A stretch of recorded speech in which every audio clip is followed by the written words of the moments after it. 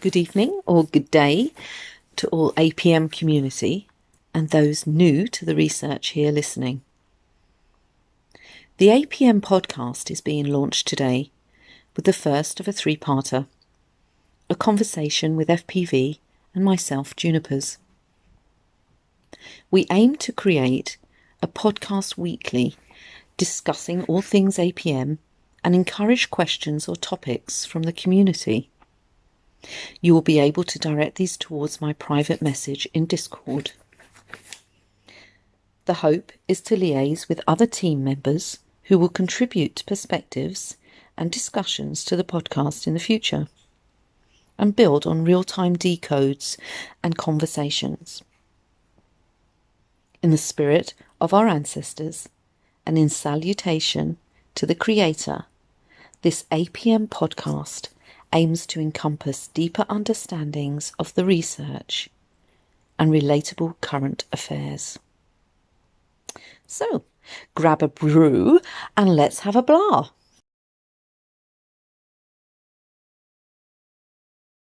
Hi FPV. We've had a few decent chats recently, which has led us to the idea of a Q&A session in the hope of arousing new interest and igniting ways to elevate Operation Rainbow Warrior to the masses. This list of questions is also designed to aid APM Research and FPV with his book regarding the last 7 or 8 years of research.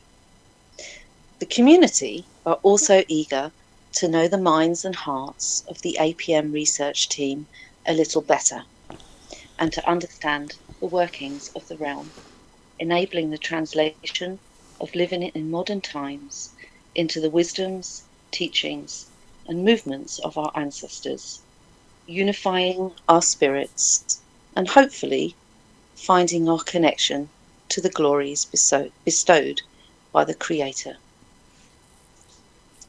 Okay, maybe a little background of what led you to begin the research, FPV? Hello Junipers, and yes, we have some fantastic conversations, don't we? Right, some background. Hey, that's a lovely intro, by the way. Very nice intro. So many topics and subjects, isn't there, that the intros seem to get bigger and bigger. Yeah. But yeah, a little bit of background. Subject matter probably helps. Right, a bit of background on me. Okay, I can't tell you too much about me because it's not about me, but you can tell you some background on the avenue that brought me to these conclusions.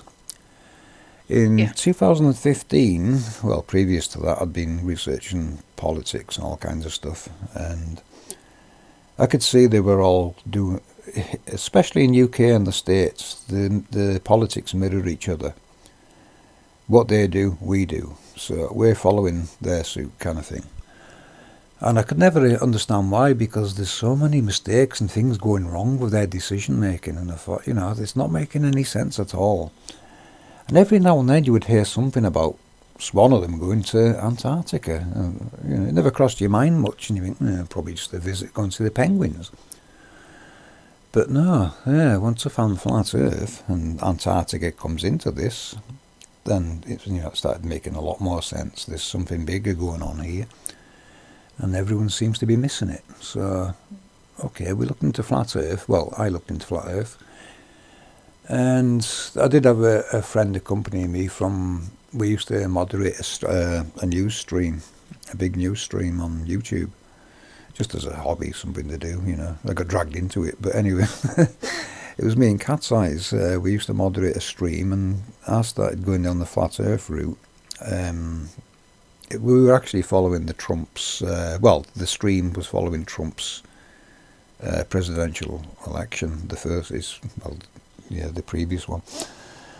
That's what the stream was covering. So I was interested anyway, just to see what was going on. And a lot of people were asking me, because I wasn't American. There's a lot of Americans asking me, but I thought, who would you vote for? And I said, well, clearly your best choice is going to be Trump, because these other people are going to take you to war constantly, the warmongers. But anyway, me and Cat's Eyes, I was following all these flat Earth channels, just monitoring it and watching, and had a go at debating some of the Globers, and I realised that, well, not the Globe, sorry, I was having a go at some of the flat earthers. I thought it was funny at first, until I realised I couldn't debunk this guy. It took me 5 minutes to realise, wait a minute, there's some serious things going on here.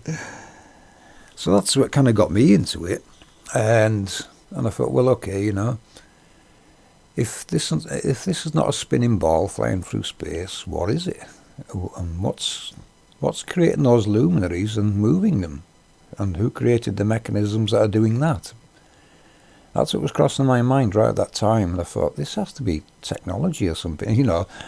I wasn't actually serious. I was just crossing my mind. I thought, this is going to have to be technology for this to be something other than rocks floating in space, because, you've no other reference to anything you can use for that. Mm-hmm. So I thought, okay, then we're going to have to, I think we'll have a look down the roots. What were the ancestors teaching? What's all this sacred geometry mean? Is there other ways it can be taken? Is there any technological references within it? That's what I started thinking about. I've got to check all this sacred geometry, scriptures, things like that, and see if I can find any connections that would suggest technology being involved. And lo and behold, it's everywhere. Yeah, I started seeing it everywhere, and I thought, wow. How have we missed this before? And it starts becoming so much more familiar the more you look into it. You start recognising the technology and knowing how it works, after time and study it. So that was what brought me. Sorry, was there a eureka moment? Yes, there was, yes. Oh, yes. The Nazca lines, when I was decoding the Nazca lines. Sorry? Was that your first decode? It was, yes. Nazca lines were the first avenue I was looking at, really. I was looking at other things as well, but the Nazca lines had my attention, because, I've looked at them before, and not trying to work out what they were. I've just thought, it's amazing. These big, giant glyphs all over the place in deserts and crossing mountaintops and everywhere. And when you look at the mainstream, the people's theories of what they thought it was, none of them made any sense. It was all aliens, UFO, blah, blah, blah. But when you've debunked the globe and outer space and aliens, that's all fantasy talk, so you can rule them out straight away. So then I'm looking at them thinking, well, okay, is there any technology hiding within the Nazca lines? And lo and behold, I started noticing different types of antennas. I thought, where? Is this for real? Antennas in the Nazca lines? And yes, there is. There's a few different types of antennas in there. And then I started looking at the certain glyphs, and I could see how it could be used, like, to high frequency, like high voltage, things like this, high frequency. Like the birds, you could use them as a high frequency. Birds high frequency, animals low frequency, because they're on the ground and the birds are in the sky. I'm thinking along them lines now. Are these representing like frequencies and waveforms and things? The condor and the eagle being an example. Yeah, there's lots of birds, and then you've got ground creatures, and you've also got marine creatures, which you suggest, would be correct, your subsonic frequencies. So the whole frequency range is kind of there in glyphs, and that was interesting in itself. And then when I discovered the Nazca Sun Cross, I couldn't get a very good picture off Google Earth of it, because they've made it really hard to see things on there now. They're making it hard for you to discover things like that. But I did find an image online which someone had taken. I can't remember the guy's name that put it online. But, you'll find copies of it online of various people's uploaded it there, what they've drew of it. So I took that, and I overlaid, you'll see the 6 halos crossing over this grid that I made. I decoded the 6 halos from somewhere else. I've never told anyone how, and I'm not going to, because that's unique to me, and they don't need to know that. But I've placed them like I did. And so you got the 6 concentric circles on a grid of 144 squares. And I think, this is something very, very amazing we're looking at here. This is what they would call a class 1 geoglyph. It's very done with high intelligence, but what is it? What does it represent? So I thought, well, I've got to put this on a map. So I started putting the grid over different maps. There was at the time there was the pizza maps were getting pushed around, which I knew quite quickly in those days was this information map. It's designed to hide east and west. I didn't realise that at the time, but after decoding what's going on at the international date lines, I realised how they were trying to hide it with these maps. But yes, once I put the Nazca grid on the Mercator map, it started making a lot of sense, and I just scaled it right until certain things started aligning correctly on it, and then I could see where the international date lines were, and some of this grid was going outside of it, east and west, north and south, and I thought, oh, you couldn't make this up. And that's when I had a eureka moment, when I looked at it, and it was like a million little bulbs came on in my mind, and I could see everything, how it worked, how they faked World War II, you name it. It just, everything flashed through my mind, how this works. In a split second. You see that in movies, and it's nothing like what they show in movies. It's quicker than what they show in movies. You see you see a lot of things faster than what I've seen them portray in movies, and you can absorb it and access it at the same moment. It's weird.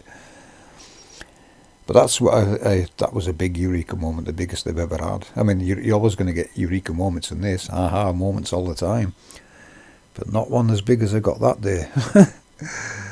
And I couldn't believe what I was looking at. I'm questioning myself now. Am I really discovering this? Is this for real? And it's just, ever since, it's just kept proving itself. I won't elaborate too deep on it all, because it's probably better in a book, this story. But, that was the eureka moment. That was definitely the biggest eureka moment I had, because I could see it all, the past, present and future. Everything flashed in my brain at that moment. I could see the good of this, the bad of this, how what can and can't be done with it, or how it's been used in the past and present, and how it could be used in the future.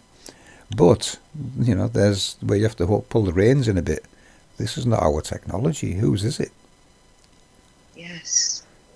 It's the Creator's glory. I'm getting the TARDIS moment coming across here, FPV. The TARDIS moment. yeah. Rose look gazing into the TARDIS. It's a brilliant reference, that, because that's what it feels like. You've looked into something that's just going to consume you the more you look. And it does. Yeah. It's consuming me, but I enjoy it. Yeah. And I'm always going to warn people, if you're going to look into this, expect to be consumed by it, because it never ends. I've been doing it for about 8 years now, and, all the team members looked in and doing it and still poking around with things. And it does. 8 years have gone by in a flash.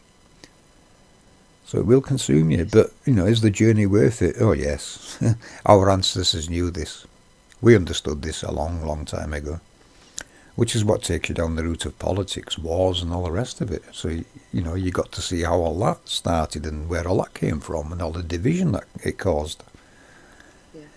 So my revelations were that putting that grid over the map, because I could see everything in a split second. Hard to explain. I can't even prove that, but I think the work speaks for itself. And it's not just my work, I'm speaking on behalf of a team that's got bigger and bigger as we've progressed along, because I'm the first to admit I can't do this myself. And even today, we haven't got the team big enough to cover this, but we're slowly expanding. We're doing okay. I don't worry. Yeah, there'll be a tipping point, won't there? And Yes, it's going to. It'll become more public, won't it, and recognised and more aware, and then you're going places, which is the ultimate goal. There's that question, of course, of the globe and flat Earth, and you're going to answer this very quickly, but are they the branches of the same indoctrination tree? I mean, that's linked. Yes, it is, because these people have to gatekeep every avenue. They've got to gatekeep and control the narrative in all these arenas. There's not just Flat Earth that they're doing it in. There's lots of arenas on YouTube or on the internet